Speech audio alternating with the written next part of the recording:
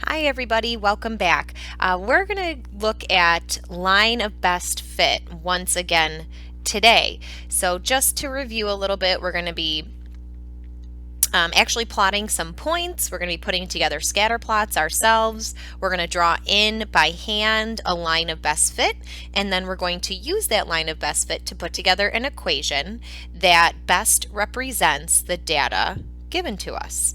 And then we're going to use that equation to answer some questions based on some information that maybe we can't necessarily see given our graph or table that we have.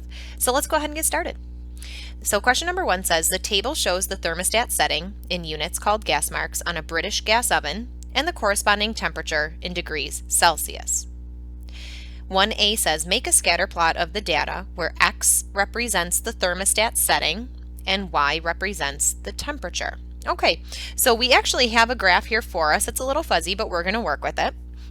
We're going to do our very, very best to graph the points given to us in our table. Now remember, setting is your X, temperature is your Y. So your coordinate or your point is 2, 150 and 3, 160. So when we're graphing, just make sure you're reading your table accurately.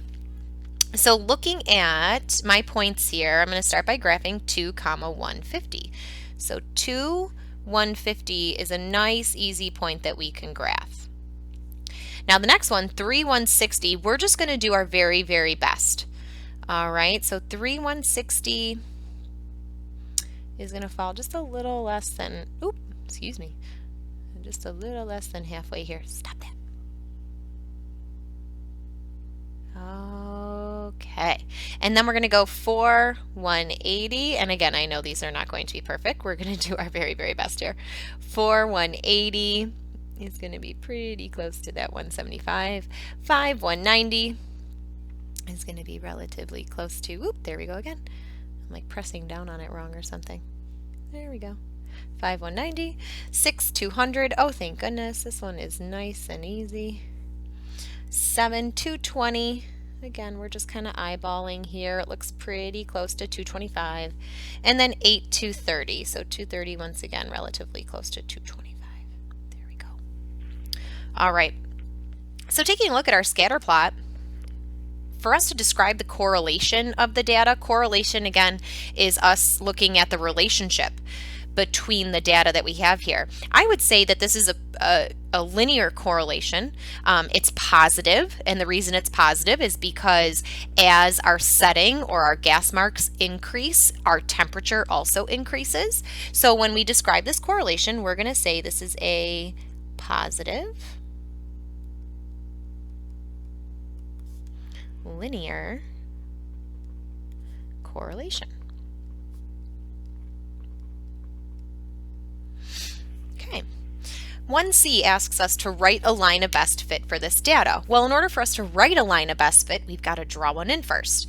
So remember, as Mrs. Hayward mentioned in the previous video, we are probably all going to have different lines because a line of best fit is whatever we personally feel fits this data the best. Now, if you would like to just go ahead and follow along with the line that I draw in and what I do, you're welcome to do that. If you want to go off on your own and try this by yourself, that's totally fine too. We can always join back together and see if our numbers are relatively close. They may not be perfect, but at least they'll be relatively close. So I'm going to go ahead and draw in my line of best fit to the best of my ability here.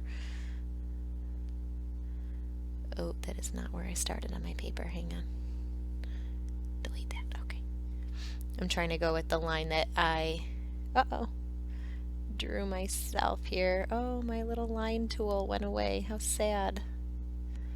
Okay. Hopefully yours looks better than mine here, but you get the idea. And I don't want that arrow there.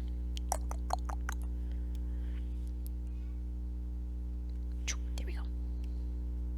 Okay. All right, So that looks like it would extend there, and this would keep going in that direction. Okay, so we've got a couple clear points that you can see us running through here. This 2 150 looks pretty good. This 5 190, this 7 220. Again, this is for me. It looks like it's running through pretty nicely. That may not be the exact same thing for you. Next time, I promise I will continue to use that line tool. I don't know why it disappeared on me. All right. So using my line of best fit, I'm going to pick 2 points, and I'm going to use these points to help me write the equation of this line. Now remember, the equation of the line is y equals mx plus b. The 2 key pieces that we need to find are m and b in order to write this equation. So we're going to start by finding the slope. So slope, again, has this wonderful formula, y2 minus y1 over x2 minus x1. Now the 2 points I'm going to use, I think I'm going to use 5 190. So I'm just going to write these off to the side here a little bit. I'm going to use 5 190, and I'm going to use 7 220. These two seem to be like points that we went right through. I also could have used 2 150, you know, any one of those is fine. But these two I'm gonna start working with here. All right, so with these 2 points, I'm gonna label them x1, y1, x2, y2. And now I can go ahead and plug these into my slope formula. So 220 minus 190 over 7 minus 5. All right, 220 minus 190 is 30 over 2, which is 15.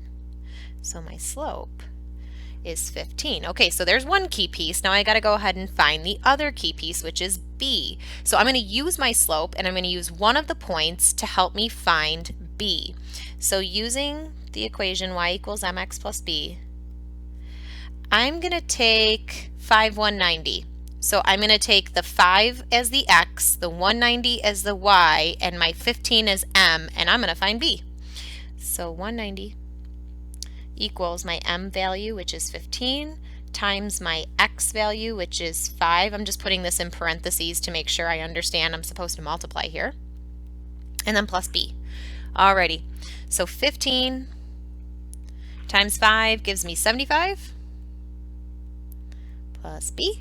I'm going to bring 75 to the other side by subtracting it from both sides. And when I do that, I end up with 115 as my b value. All right, so I've got my m, I've got my b. I'm ready to put my equation together. Y equals m x plus b. Now your equation, if you use different points and a different line, it might be not the same as mine, and that's absolutely fine. Okay, as long as it's relatively close, you should have a positive slope. Because from left to right our graph is increasing, our x values go up and our y values go up at the same time. So as long as your slope is positive and your y-intercept is relatively close to mine, we should be in good shape. All right, so now 1D, we're actually going to use this equation that we put together to answer this question. If an oven is set to gas mark 10, how many degrees Celsius does it heat to? Okay, so it's set to gas mark 10. Now we said gas marks, if we go back to our table and we go back to our graph, this represents our x value. So this is telling us we have an x value of 10. Now if we look at our table and our graph, you notice that 10, an x value of 10, actually runs off of our graph. So this is why we're going to use our equation for our line of best fit to kind of give us a prediction as to what we could expect the temperature to be if our gas mark was 10. Alrighty, so how many degrees Celsius? So this means we're going to solve for y. Alright, so y equals my m, which is 15, times my x, which is 10, plus my b. So just multiplying here, 15 times 10 is 150, plus 115. Y equals about 265 degrees Celsius. All right, so if we have an oven that's set to a gas mark of 10, we can expect the temperature to be about 265 degrees Celsius. Okay? And if you used a different equation than me, we should be in the same ballpark here. It might not be exactly 265, but you should be relatively close to where I am. Okay? All right, let's keep going. Number 2, the table shows the amount of energy in kilocalories and the amount of carbohydrates in grams in a 100-gram serving of different fruits. So we're going to make a scatter plot. X is our energy, Y is our carbohydrates. And again, we're given the graph that they want us to use, which is nice, and we're just going to do our absolute best when it comes to graphing this. This is not going to be easy, nothing's going to be perfect, but we are going to do our very best. So for example, an apple that has an energy of 59 and then carbohydrates 15.25. So as you can see, neither of these are going to be easy to spot, but again, we're just going to do our very, very best. So 59 falls right before 60, and then 15.25 is going to be just above that 15 mark here. Get out of there. All right, so again, we're doing our best, okay?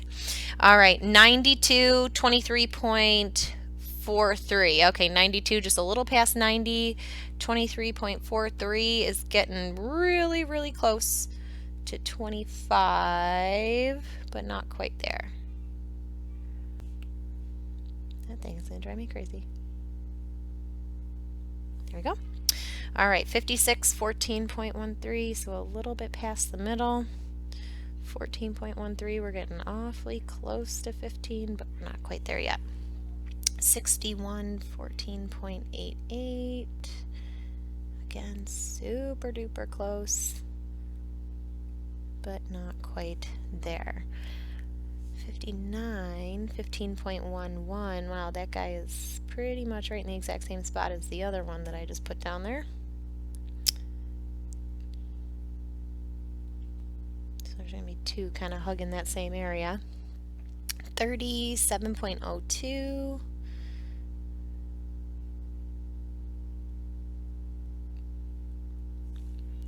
And then 65, 17. Go right about there. All right. So again, do your very best, and we'll just work with what we've got here. All right, so we're going to describe the correlation of the data. So once again, what I'm noticing is this is pretty linear. It is looking to be positive because as our energy increases, so as our X values increase, our carbohydrates or our Y values increase as well. So this is looking to be a positive linear correlation. All right, in order for us to write a line of best fit, we got to draw one in first. So I'm going to try to use my line tool here, and we're going to see what we get. Okay.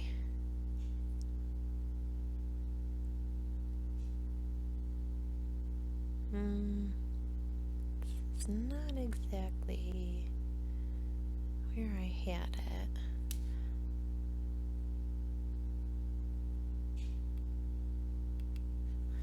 Oh, come back.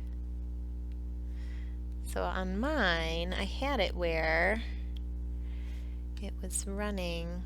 Nope, I don't want that. Go away. Had it where it was kind of running right through that first point here, so we're just gonna do our best to draw that in freehand. So our curve is just a little off, but that's okay. Okay, so here's my line of best fit. All right, so we're going to write the equation of this line using some points that actually fall on it. So the couple points that I have, 37.02 seem to fall on it, the 56, 14.13, and then the 92 and the 23.43. So all of those could work if we wanted them to. In this case, I'm just going to use let's see, I'm going to use Let's go with the 30, the first one here. So the 30 and the 7.02.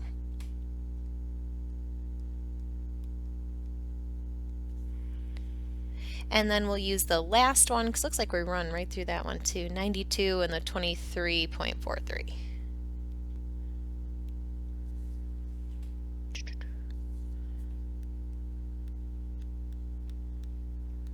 Again, you might be using two different points, and that is totally fine.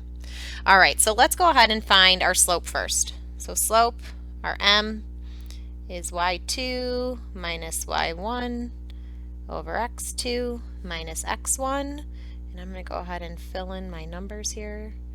y2 minus y1 over x2 minus x1. Now, we may need to do a little rounding here. Let's see.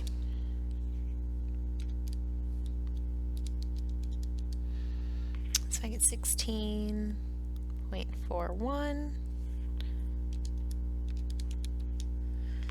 over 62.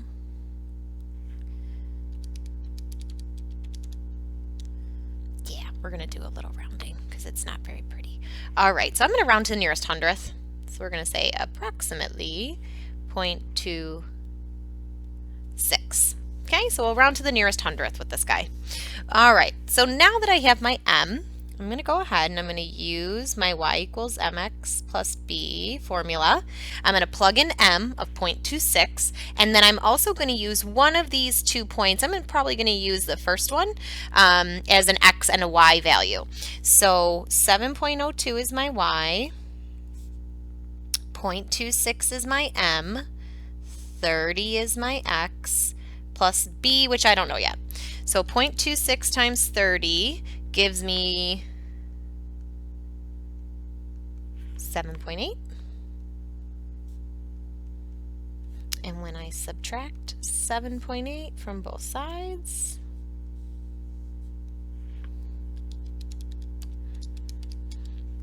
I get negative 0.78 for b. All right, so my equation, y equals my m, x, and instead of saying plus b, I'm going to say minus 0.78. So here's my equation that I'm going to use for this data. Okay, so now let's keep going here. So question 2D, we kind of left out a really key piece of information here. So we're looking for how many carbohydrates should be in a 100-gram serving of avocado. The piece of information that we left out was the energy. How many kilocalories or kilocalories of energy are there in order to help us find how many carbs there are? So we're going to use an X value here of 48. So we're going to say there's about 48 kilocalories of energy in an avocado, and we want to know how many carbs there are now. So since I'm giving you X, we're going to go ahead, if we're finding how many carbs, we're going to solve for Y. So let's do it. So using my equation, I'm going to plug in 48 for X, and I'm going to solve for y. So 0.26 times 48 gives me 12.48. And I'm going to subtract from that 0.78. So it looks like there's about 11.7 grams of carbs.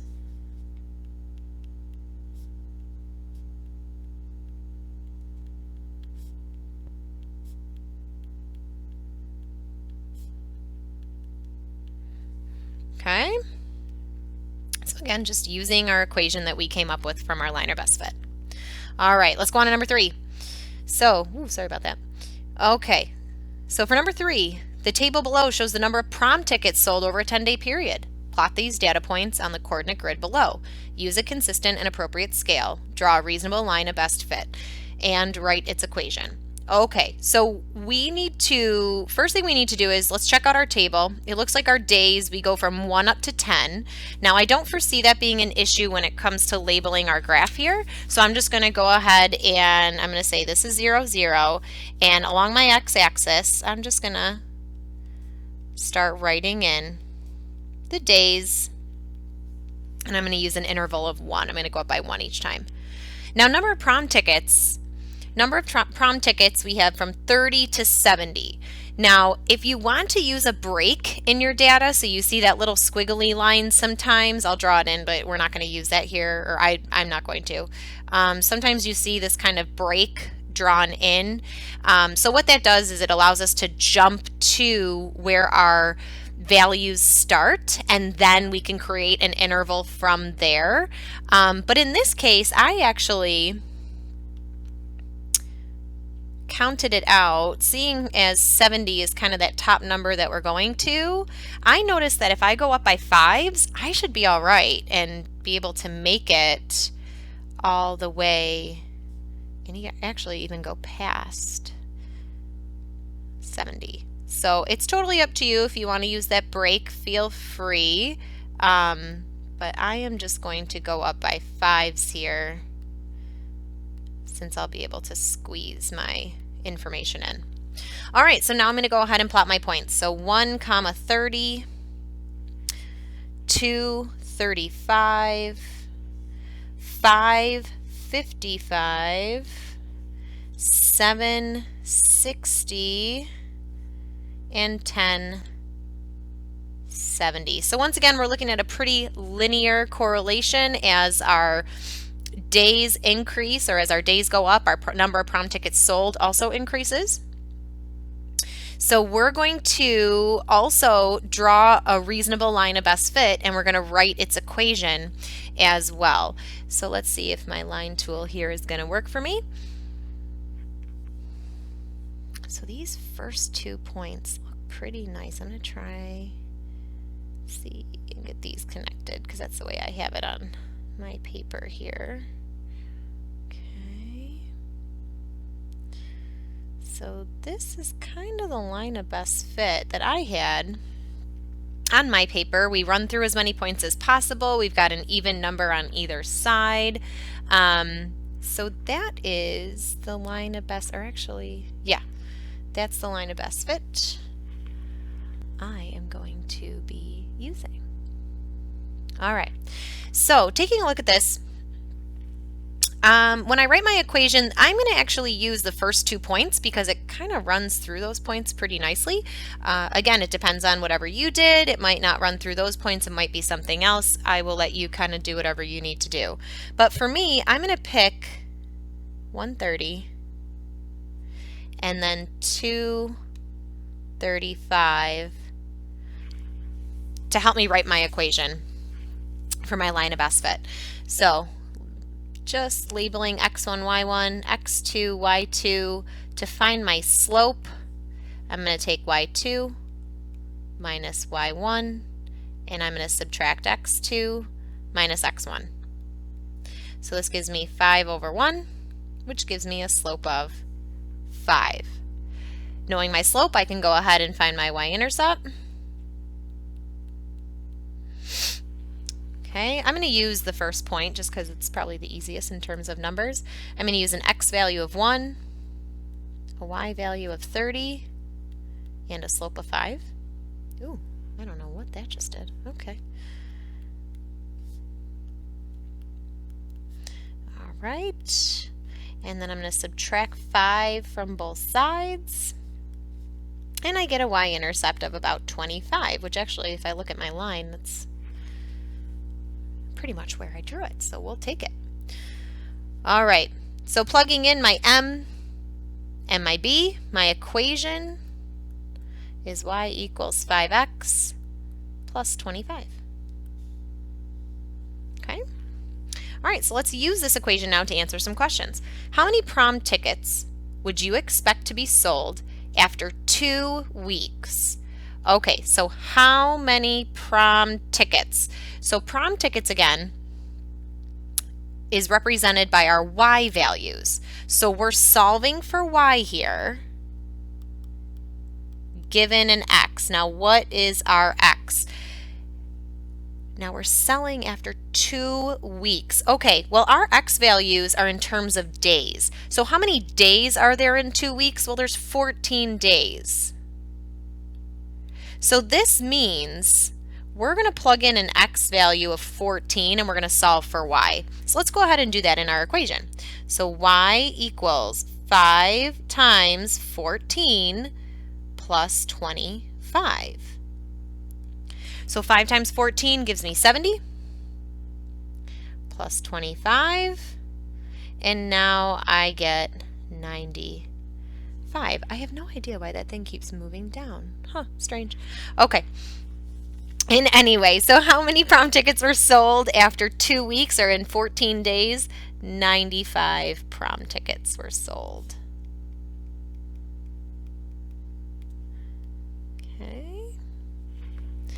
All right, now let's take a look at the next question. After how many days would you expect to have 125 tickets sold? So after how many days? Remember, days is represented by our x value, so we're going to solve for x here. Given a certain y value, that y value happens to be 125. So let's go ahead and plug in 125 for y, sorry. And then using our equation that we came up with, we're going to solve for x. So again, this was our original equation that we're using here. Okay, so subtracting 25 from both sides,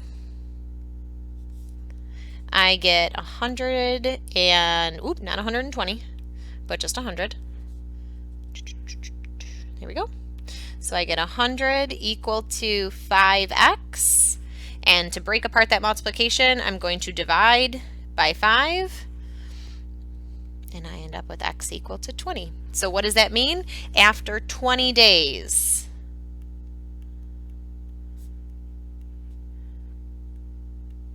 we can expect to have 125 tickets sold. All right, last but not least, we made it. The table below shows the duration of several eruptions of the geyser Old Faithful and the interval between the eruptions. All right, so we have duration, we have interval. I'm going to use duration as my x values and my interval as my y, since they didn't specify that here for me. So here's duration. On this side is interval.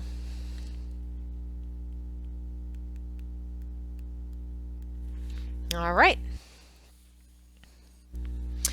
Okay, so we need to label our graph here. So our duration, you can see we go from 1.5 to 5.0.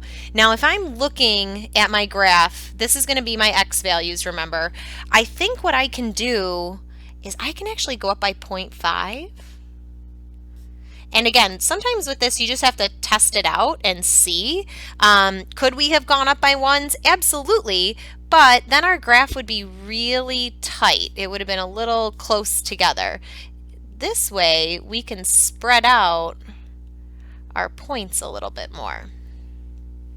So we were able to go up by 0.5 there, and the duration is in minutes. All right, interval. Interval's a little trickier. We start at 50 and we go up to 95. Well, trying to squeeze all that on here is probably going to be a little tricky. So I'm going to use what's called a break. I'm actually going to, instead of having a consistent interval starting at 0, what I'm going to do is I'm going to put this fun little like squiggly here. Okay, so that's called a break. And I'm going to jump from 0 to 50. Now, I'm not going to use an interval of 50 each time I go up on my y-axis. Instead, all that break does is it allows me to, again, jump straight to 50, and now I'm going to create a consistent interval from 50 up to at least 95. So looking at this, I think if I go up by 5s, so 55, 60, 65, I think I should be okay. 85, 95. Yep, there we go. And we get up to 95 here. And now this way, our graph is just a little bit more spread out. It's not going to be all on top of each other. That's why the break is so nice to use when we're able to. And the interval, again, this is going to be in minutes. Okay? All right, so let's go ahead and graph. So 1.5, 50, 2.057. And again, some of these you're just going to have to eyeball, do your very, very best. 371. No. 8. Get out of here.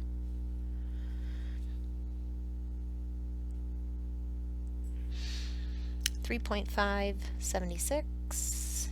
4.082. And then 5.095. Okay, that guy def. Oh, hang on, I forgot one. 4.589. Don't forget. All right, so we're looking pretty good. This is definitely linear. It's a positive correlation. As our duration increases, our interval increases. I'm going to draw in a line of best fit, and then I'm actually going to write an equation because I am going to need that to answer my questions below. So drawing in my line of best fit here.